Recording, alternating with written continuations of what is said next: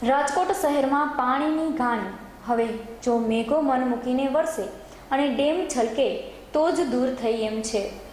રોજિંદા કોઈને કોઈ વિસ્તાર કે વોર્ડમાં સમસ્યા ઉદ્ભવતી રહે છે। થોડા દિવસ પહેલાં વોર્ડ નંબર 10ની મહિલાઓએ મનપામાં પાણીના મામલે માંડકીફોડ વિરોધાત્મક દેખાડો કર્યો હતો। બાદ ગઈકાલે વોર્ડ નંબર 15માં પાણી માંડ ગાગર બેડું માંડ મળતું હોવાના હોહા અને દેકારા વચ્ચે મહાપાલિકાની કચેરીએ ધસી આવેલી 4 મહિલાઓએ માટલા ફોડીને પાણી આપોના પોકાર સાથે મનપા કચેરીને ગજવી નાખી હતી। અહેવાલ લલિત વ્યાસ।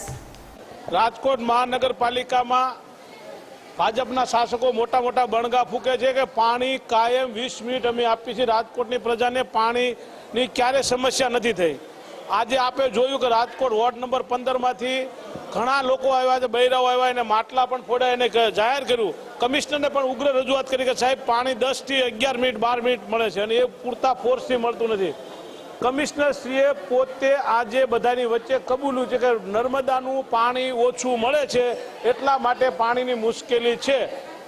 અને ભાજપના શાસકો એમ કહે છે પાણી અમે પુષ્કળ જોયા પ્રમાણમાં આપીએ છીએ અને બંને વચ્ચે ડિફરન્સ છે। એનો અર્થ એમ છે કાં કમિશનર શ્રી ખોટું બોલે છે અને કાં ભાજપના શાસકો ખોટું બોલે છે, પરંતુ કમિશનર ખોટું બોલવાનો સવાલ જ નથી આવતો, કારણ કે કોઈ પણ સરકારી અધિકારી ખોટું બોલે નહીં। એને પોતે છેલ્લા 4 દિવસનું લિસ્ટ બતાવ્યું, એમાં 210 MLD, 215 MLD, 220 MLD જે ફક્ત પાણી આવે છે। એટલે રાજકોટની પ્રજાને 295 MLD પાણીની જગ્યાએ આટલો પાણી કાપ છે, તેમ છતાંય ભાજપના લોકો પાણી વિશે એક શબ્દ ઉચ્ચારતા નથી, ફક્ત બણગાજ ફૂંકે